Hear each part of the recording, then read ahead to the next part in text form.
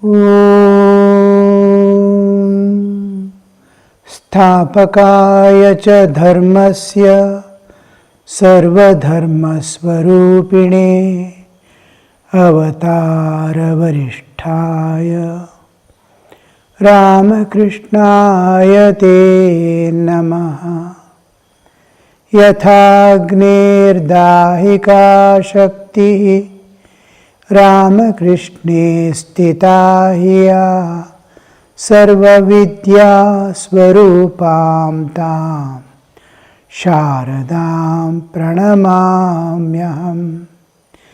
Namah Shri Yatirajaya Vivekananda Suraye Satchit Sukhasvarupaya Swamine Tapaharine.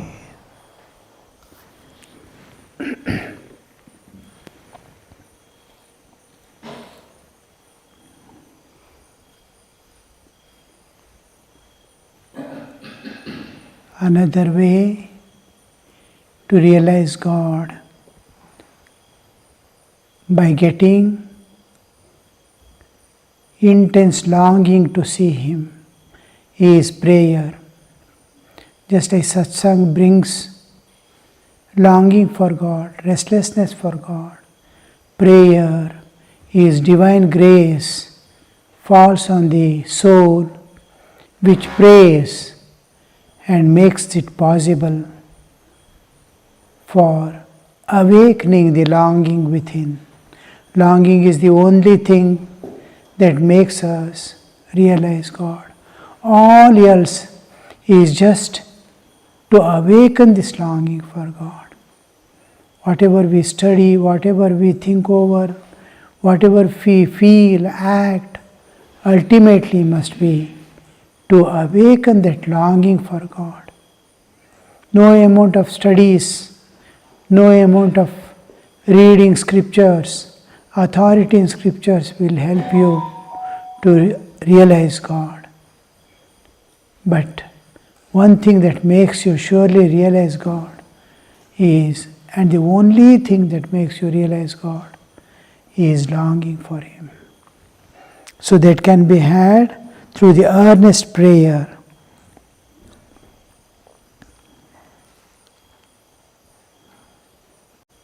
Therefore, we should force our demands on God. God is our own. He has to show compassion and He has to give us. But actually what is happening is He is compassionate, His grace is always flowing like the wind. But we are busy in the world, we are not able to withdraw ourselves from the attachments to the world. Somehow we are able to remove the attachments, but duties and responsibilities seem to be binding us.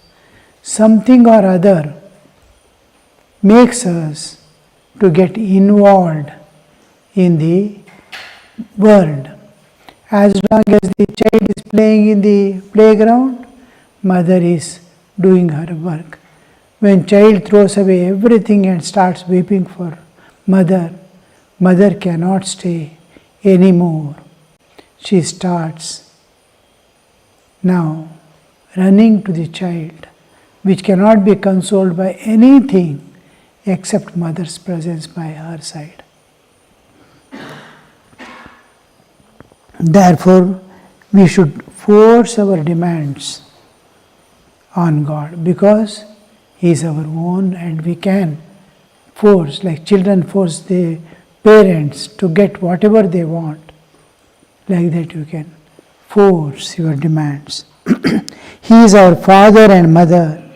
Is not He? If the son demands his patrimony and gives up food and drink in order to enforce his demand, then the parents hand his share over to him 3 years before the legal time. The boy has not grown to the legal maturity. One can work out only when one is 18 years old. Before that, he has not attained legal maturity. At 18, he gets the legal maturity to independently work. But at 15 itself, he has got understanding sufficient to fight with father for his property. I belong to yours, I am your son. Now, whatever you have earned and kept, you have to share with us. We all children will get, I will get my share. So, the child demands, parents will try to console in so many ways they try. If the child says, I am going to give up my body, I am going to. Usually we see this scene in college days for motorcycle. I want a motorcycle for going to college. Parents will refuse because they know the consequences of a motorcycle. It can take away life, it can harm anybody else. So many mishaps can happen.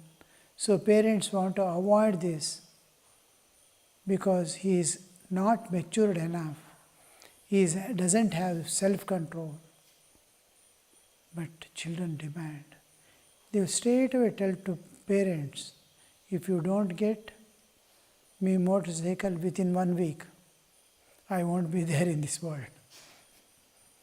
You can keep all things with you. I am going. Parents will be forced to bring the motorcycle and give him. That's what happens. Same way, you can exercise your demands on God. Even before the legal maturity, I am his garden, I am keeping in his name. All this. Legal guardian. The father will become legal guardian now. He is owner and he has a legal guardian. Legal guardian cannot withdraw for his personal things. When parents die, leaving property behind, the court will appoint legal guardian to take care of the property, but they cannot use it. They have to take care and keep quiet. Or when the child demands some pie from his mother and says over and over again, Mother, give me a couple of pies. I beg you on my knees. Then mother, seeing his earnestness and unable to bear it anymore, tosses the money to him. He'll go on pestering. Mommy, mommy, give me 1 rupee, give me 1 rupee, give me 1 rupee. I'm going to school. All children being 10 rupees, 15 rupees, I'm asking you only 1 rupee. Go on. Mother says, no, what for you want? Whatever you want, I will get you. You want elephant, I will get you. Your mother will try to console. No, the child goes on, same thing. Again and again, again. Last, mother throws away that 1 rupee. Go. Have and go. What you want to do, do it. Like that, God will give you His vision again and again, enforcing. The main thing here, Sri Ramakrishna wants to emphasize is not on the acquisition, but the relationship that you have to build up with God, that He is my own. The total acceptance of God as one's own and giving oneself to God unconditionally. God becomes my very own only when I give myself entirely and unconditionally. I was today typing out the awares just a short life. She is a Tamil poet saint of 13th century, aware. She will be exquisite beauty. She was of exquisite beauty. Anybody seeing her cannot withdraw their eyes. But she is, by birth she is a saint. And she is to look upon all people and all beings as children of God. If she sees an ant, she is to feel it is child of God. Anybody and everybody, everything, she is to consider, relate everything to God. And used to intensely seek with concern welfare of all. She has done lot of work in transforming people of those days. For long she lived. And because all are after her beauty, she thinks, oh, these people who are after my beauty may, running after the beauty, may acquire sin. And she also wanted, as a young girl of exquisite beauty, she cannot enter into some place and dedicate her life for an ascetic life. So she wanted to lead an ascetic life without anybody's problem, safely. Like rishis she wanted to live. And for her own, as a small young girl, she offered herself entirely to God. I am yours forever, I am yours forever. And in fulfillment of that, she wanted entirely herself to become of God and God alone. And nobody should possess me, nobody should, all belong to God, so also I belong to God. I am for God forever. For that sake she prays to God, make me old lady. And God answers her prayers. Because her intention was so good. She wants for the welfare of people, for love of God, and for herself going for ascetic life. She wanted to. And God, within no time, the moment she prays with heartily weeping at the feet of God, she was Ganesha's devotee. She gives her. And then she immediately becomes old lady. Throughout her life, the rest of the life, long life she has, whole life she spends as old lady. She's granny of everyone now. Freely moving about with all children. The body has become old, hairs have become white, teeth have fallen away. So, no social obligations to discharge except to love and serve. And God answers that. And in temples like Tirupati, in holy places where men, women remove their hairs, shave their head, it is offering their beauty to God and accept the humiliation of people for love of God. I am going to shave my head and give my beauty to God. And when I move about in the world, boda called by so many names, boda bodi and all. That humiliation, they joyfully accept for the love of God. I want to win the love of God. What will I do with the bodily beauty? So these things, when we see how much sacrifice they do to belong to God, I belong to God forever. So through prayer or some means, see that you give yourself entirely to God and own God as yours. Unless you give yourself, you cannot own. You should not have any other possessions. Nobody should possess you again. I don't belong to anyone, nobody belongs to me. Nothing belongs to me. I belong entirely to God, and God entirely belongs to me.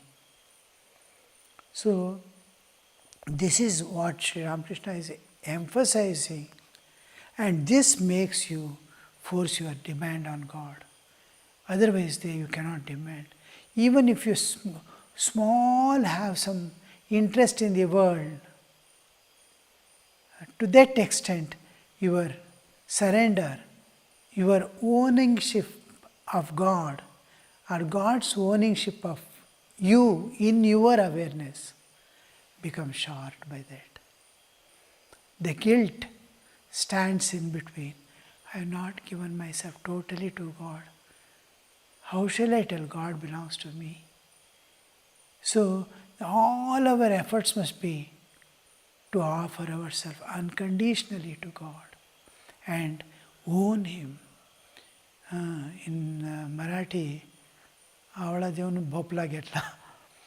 They say, giving one mustard, you are going to own a huge mountain of gold.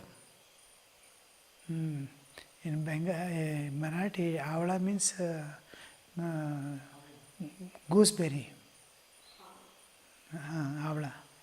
And pumpkin, the big ash gourd, is kumda or pumpkin. Bhopla. Bhopla means ash gourd. Giving one avala, he took one ash gourd in exchange. That's what we do from God. You are giving one small yourself and owning God, who is whole universe is Aishwarya, and you are going to own Him now.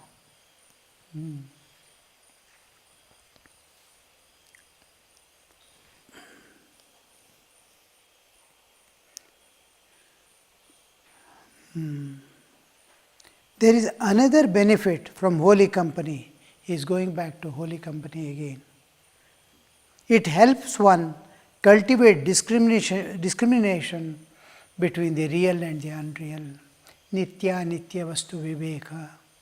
This is the first condition of entering into Jnana Marga. For entering into Jnana Marga, the path of self-realization, Atma Jnana, Jnana Marga, Bhakti Marga, Karma Yoga, Bhakti Yoga, Jnana Yoga, and Raj Yoga. 4 major paths to realize God. And when we come to the Jnana Yoga, it has 4 qualifications it demands. Nitya Nitya Vastu Viveka, Iha Mutra Phalabhoga Viraga, Shamadamadi Shat Sampat, and Mumukshatva. Between real and unreal, every moment he must be. Real means which is not affected by time. Trikala abadhita. Anything. Now the tabla is there. That tabla is there now. It was not there earlier. And it is not going to be there in future.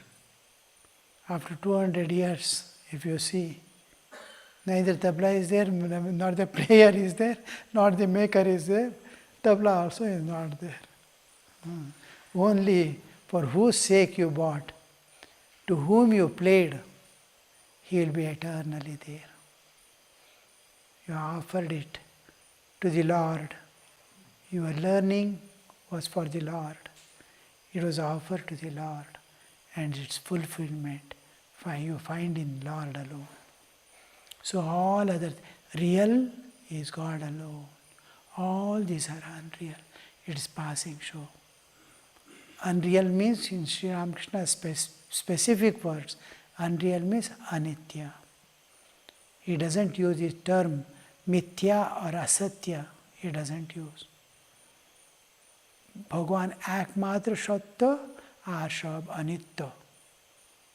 Bhagavan ekmatra satya or sab anitya. Anitya term he uses. It is there, but it is not there forever. It is not trikala abhadita. So it is unreal. Real is trikala abhadita. It is there at all times. So this is what Sri Ramakrishna says. What you get, another thing, is the viveka, nitya nitya vastu viveka. The moment you see anything attracting you, you will see, oh, this is anitya. Why am I running after this? It is not going to be there tomorrow. I have duties to perform. I have duties to love and serve. Yes, done. I have to serve all with the same equanimity. So there he uses his viveka. God alone is real. That is to say, eternal substance. Shashvata vastu. He used the term vastu and avastu. All else is, the only substance is God. All are unsubstantial things. Eternal substance. And world is unreal, that is to say, transitory. He makes again and again clear by using the specific term, transitory. It appears to be there, but it is not there, transitory.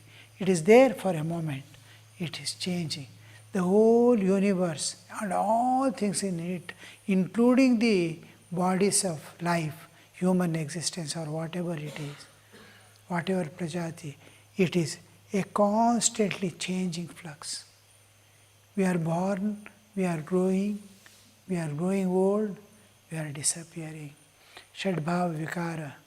Asti jayate, asti vipranimate, vardate vipranimate, apakshiyate nashyati. 6 bhava vikaras.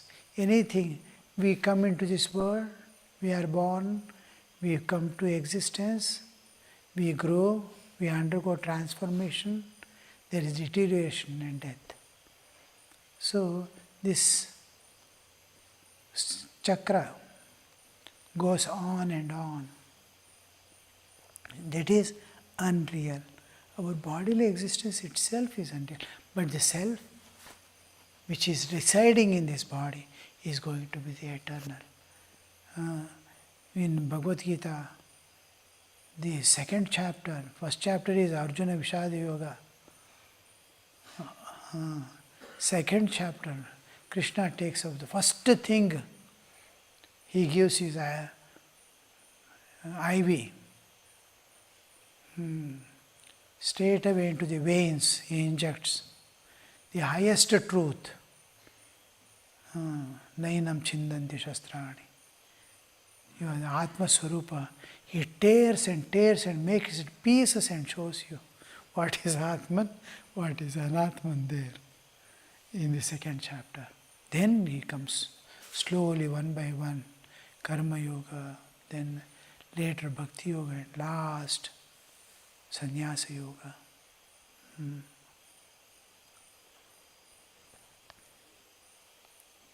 As soon as man finds his mind wandering away to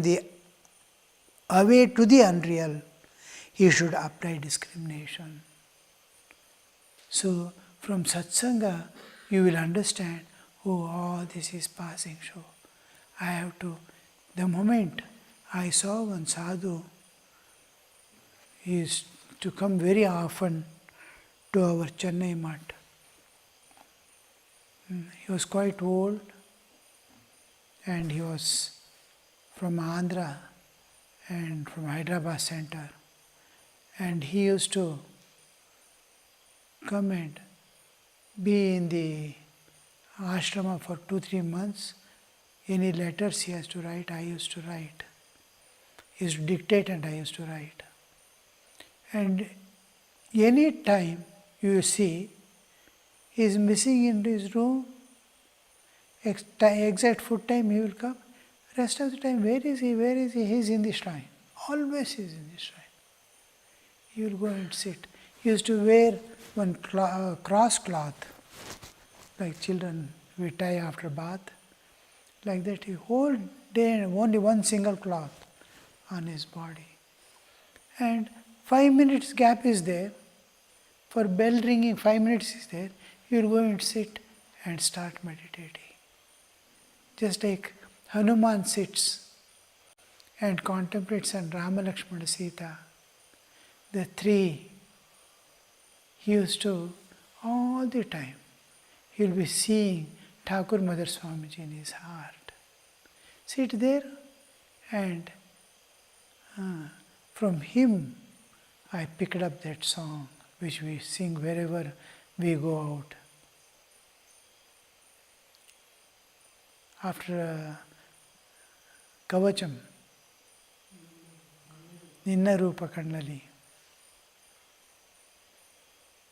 Ninna Rupa Kannali, Ninna Dhvaniyu Kiviyali, Ninna Dhyana Manadali, Nanu Ninna Baliyali, Ninna Rupa Kannali, Ninna Dhvaniyu Kiviyali, Ninna Dhyana Manadali, Nanu Ninna Baliyali, Ninna Rupa Kannali.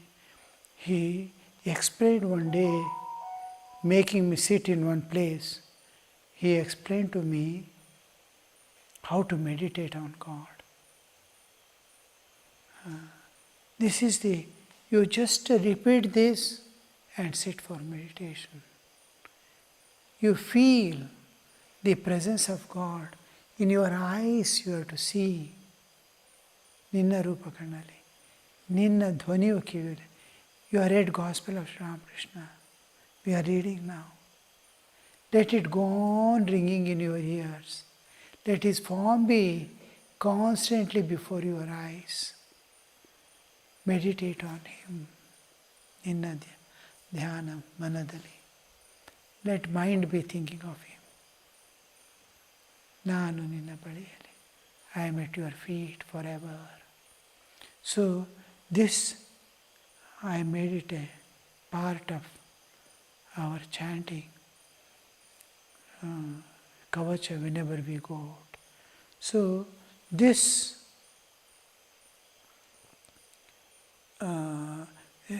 the just 5 minutes, 2 minutes, 2 minutes is sitting there, taking food is over, others are taking food.